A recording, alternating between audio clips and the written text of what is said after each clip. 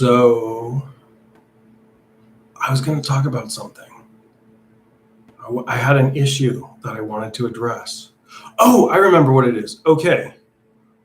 When is it acceptable for a person in public to unbuckle their pants in order to tuck in their shirt? Because I'm of the opinion that if you need to undo your pants in order to tuck in your shirt, you just should not. You should just go to the bathroom and do that. But some other people think that that's something you can do, in the middle of town. And I'm curious to hear other people's opinions on this one. Maybe that's something we've deemed societally acceptable. And if so, it's not like I'm, shocked and appalled by people doing it. I just don't think that. I'm just not clear on if that is societally acceptable or not. Oh, man. All right. Welcome to the live stream. I have been not feeling very good today, and now I'm feeling better. So hopefully that'll make things work better. Yeah. All right. Let's jump into it. Fuck it. Oh, sorry. Beg your pardon. Okay. So I went to a polyglot meeting yesterday, and there was someone who gave a really fun presentation on Tokipona. And somebody asked him after the presentation if there are any swear words in Tokipona. And he said one, and I don't remember what it is, but the guy who put on the event was like, I'd like to remind everyone that this is a family-friendly event. And in a very English way, he said, oh, beg your pardon. And that was my favorite moment in the whole event, except for the time when the presenter on American Sign Language told us that in sign language, a lot of times, in American Sign Language, a lot of times for the sign for Shakespeare, not the official sign, but in slang, they will sign the word for shake and then the word for spear. That delighted me. Oh yeah, I was supposed to do a song. Okay. I think in my life, the way we get music recordings has changed about 6 times. When I was born, cassettes were starting to really put the kibosh on vinyl records. And then, I don't know, around 1990, CDs really did a number on both of those forms. By the time I really got into music and decided that was what I was going to do, during my awkward junior high years, cassettes had been relegated to a corner of most record stores. I'm not even sure if places like Best Buy carry CDs anymore, but honestly, CDs had a pretty good run, I think, if you think about how long they were around and how much they dominated the market. Now the only physical media people usually find in shops is vinyl records, because the only reason to buy physical media is for the warm and fuzzy feeling, and nothing gives a better warm and fuzzy feeling than records do. Coming from a small town, I'm not against digital music or streaming music. Before Napster became a thing, the only way for us to buy CDs as a kid was to wait for someone to take the hour-and-a-half trek to Medford, Oregon, and bring you along. Because remember, I didn't have a driver's license, obviously, when I was 12. Or you could sign up for those predatory 6 CDs for a penny services, which I'm assuming are no longer a thing, thank goodness. Everyone I knew did a lot of both of those things. For anyone who was interested in music outside of top 40s, Napster was a lifesaver, at least in this in small towns.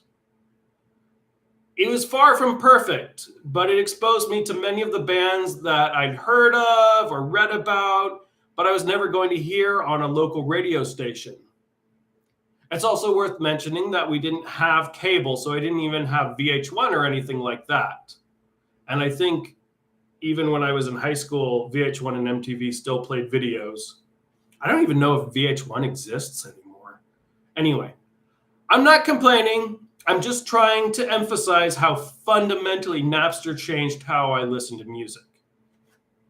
So the first time I heard the Velvet Underground was through Napster, and perhaps that's fitting because they're generally considered the quintessential band that wasn't going to make it big in the mainstream, however, was heavily influential. I knew a little about them from what I'd read in books, but none of the adults I knew listened to the Velvet Underground, and none of the people I was friends with listened to the Velvet Underground. Even though the adults were around at the time when they were most active, they being the Velvet Underground. People make fun of small towns for being a bit behind everyone else when it comes to pop culture. But the gift in that is, when paired with Napster, you can get hit with weird new underground sounds the same way people did 40 years ago. And actually, going over this, I'm going to actually walk back that statement because I feel like the first time I heard Rocky Erickson or the Silver Apples, I mean, it's hard for me to say because I wasn't around to see them play their first shows or anything, but I certainly was just as blown away as by anything that has been produced since Rocky Erickson or the Silver Apples. Anyway, one of my favorite Velvet Underground moments from high school was when the late, great Rick Perkins, who was my professor, guitar teacher, and friend, he was listening to a mix CDR, which is another invention that changed everything for small town kids, a CDR that I made for him. And he asked me, who does that song about heroin? And I think he really enjoyed the song. And I think that's kind of neat that I was able to expose him to music of his own generation, because usually it's obviously the other way around. Anyway, I'm doing a Velvet Underground song called Wrap Your Troubles in Dreams.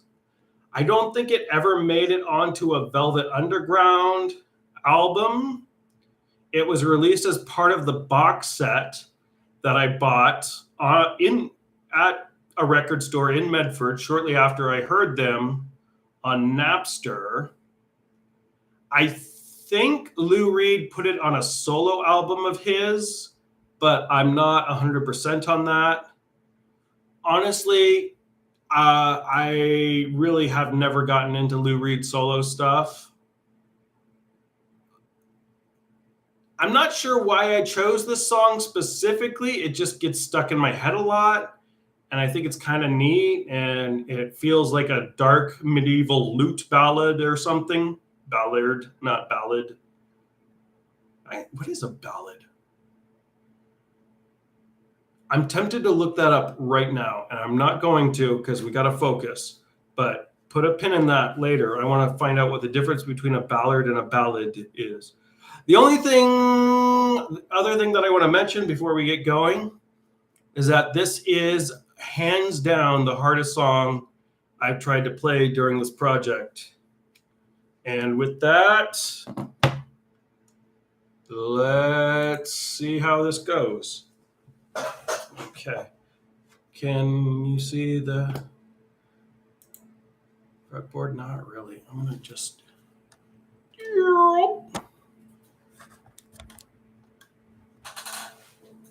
All right, that's a little bit better.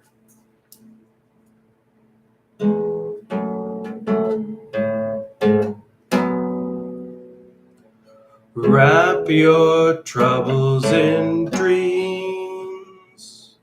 Send them all away. Put them in a bottle, and across the seas they'll stay. Speak not of misfortune, speak not of your woes. Just steel yourself for holy death, crouching by the door. Writhe and sway to music's pain, searing with the sides. Caress death with lover's touch, for it shall be your bride. Wrap your troubles in dreams, send them all away. Put them in a bottle, and across the seas they'll stay. Slash the golden whippet snaps across the lover's sides. The earth trembles without remorse, preparing for to die. Salty ocean waves and sprays come crashing to the shore.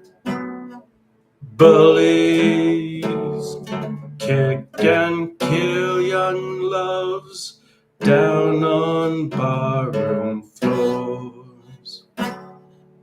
Wrap your troubles in dreams, send them all away.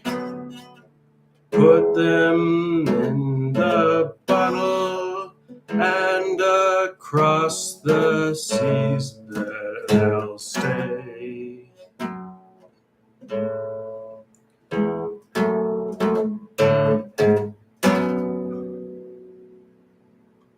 And that's it. It kind of fades out.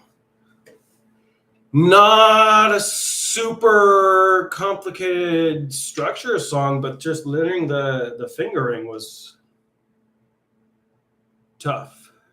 And I didn't get it right, but I think I played it off okay-ish. Yeah. So that's the Velvet Underground and me. Once I bought, it's funny how like I write both the times that I've written a script, I've thought of a related story to said band and decided to tell it after I played. And then like I remember it when I'm playing and decided to tell it afterwards. And both times so far it has been about a girl I liked who did not like me back. So that's I feel like that should tell you something about the musical choices I've made and the emphasis I put on them. But anyway, once I bought a pillow shaped like a banana from the cover of the Velvet Underground album, and I decided to give it to a young woman that I liked. And she was nice and said thank you, but we didn't become friends for very long after that. That's it. Just FYI, I did spend some time figuring out how to. Oh, that's why I don't point the camera down this way, because then you can see old beer gut McGillicuddy. I did spend some time trying to learn how to use a program called OBS, and I tried to do a live stream, but it was echoing for some reason. I'm thinking maybe the sound was being picked up on the speakers and coming back through the microphone, but then why didn't it cause a feedback loop? So I'm not sure why that was happening, but once I get that fixed, I will be a better streamer. So that's exciting for everybody in America. All right. Keep it real, Evander Holyfield.